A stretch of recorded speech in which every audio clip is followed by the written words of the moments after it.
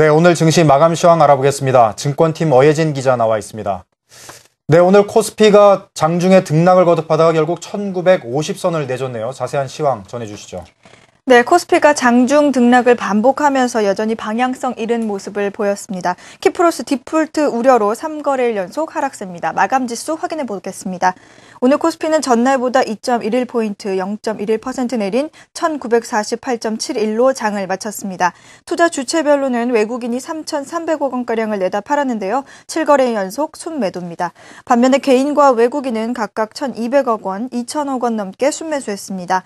업종별로는 혼조세를 보인 가운데 의료정밀이 3.35%로 상승세가 두드러졌고 의약품과 종이목재, 전기가스업이 1%대 오름세를 나타냈습니다. 반면 통신업은 2.42%, 보험이 1.05%로 약세를 나타냈습니다. 시가총액 상위 종목들은 대부분 하락했습니다. 삼성전자와 현대차, 포스코, 신한지주, 현대중공업 등이 1% 미만의 내림세를 보인 가운데 한국전력과 기아차, SK하이닉스가 소폭 올랐습니다. 네, 이런 가운데 코스닥 지수는 550선을 회복했네요. 외국인이 사들이는 모습을 보였는데 자세한 마감 시황 전해주시죠. 네, 코스피보다 코스닥이 더 나았습니다. 코스닥 지수는 사흘 만에 550선을 회복했는데요. 어제보다 6.69포인트, 1.23% 오른 551.25의 장을 마감했습니다. 개인만 540억 원가량을 팔아치웠고 외국인과 기관은 각각 239억 원, 272억 원을 사들였습니다.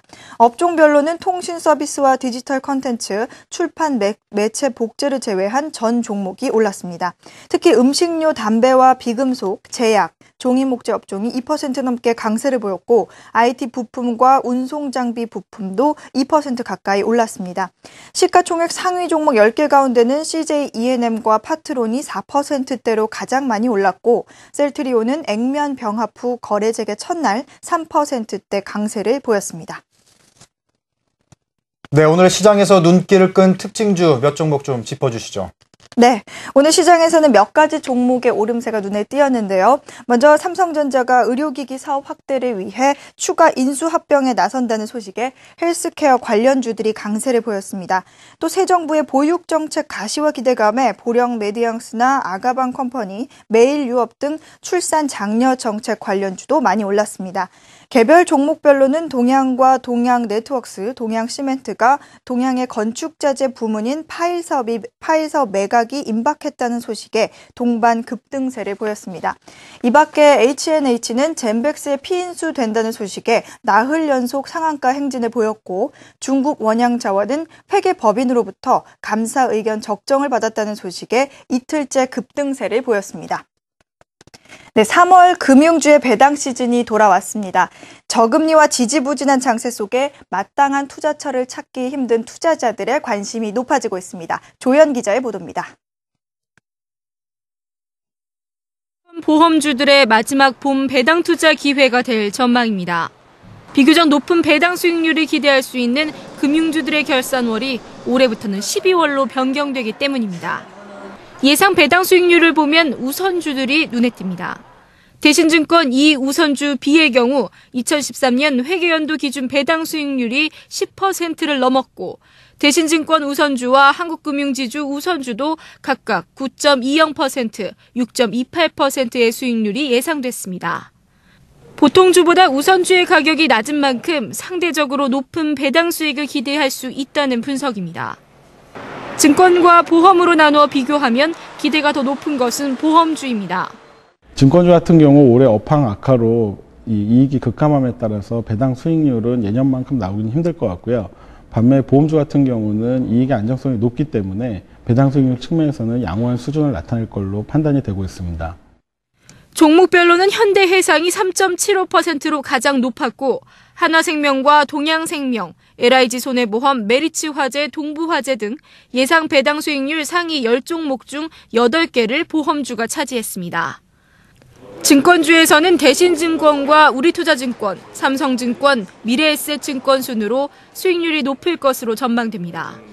전문가들은 보험주들의 자본 건전성 확보와 증권주들의 실적 악화 우려에도 평균 3.9%의 배당 수익률이 기대되는 만큼 3월 고배당주들에 대한 투자는 유망하다고 조언했습니다. 최근 증시가 뚜렷한 방향성 없이 변동성만 커지면서 3월 금융주들의 안정적인 배당 수익 매력이 새삼 부각되고 있습니다. 한국경제TV 조연입니다. 네, 방향성을 잃은 시장 모습에 답답하신 투자자분들 많을 것 같습니다. 증시가 빠르게 강세로 돌아서는 것은 쉽지 않아 보이는데요. 단기적 관점으로 중소형주나 대형 수출주에 대한 관심이 무리가 없어 보입니다. 전문가 의견 함께 들어보시죠.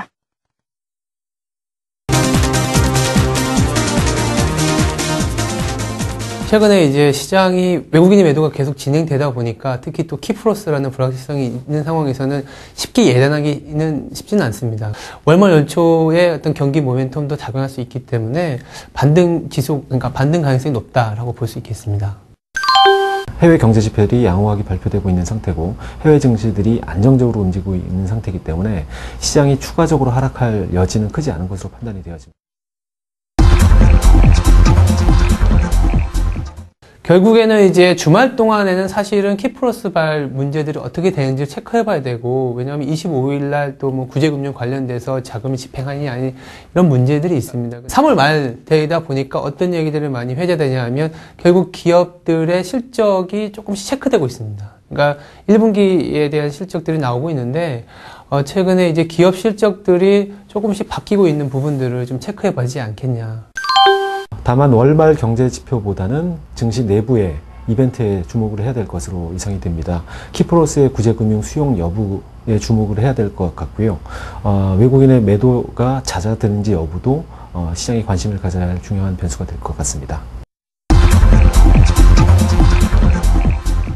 최근에 외국인 매도의 특징을 보시면 삼성전자, 현대차 단 두 종목에서 거의 외국인 매도의 70%를 차지하고 있습니다. 오히려 너무 나빴지만 좋아질 수 있는 업종이나 종목에 대해서는 관심을 가질 필요가 있는데, 최근에 화학이라든지 철강이라든지 조선건설 기계에서 반등의 주체는 오히려 뭐 조선건설 화학이라든지 이런 기존에 좀 눌려있던 업종에서 나올 가능성이 높아 보입니다.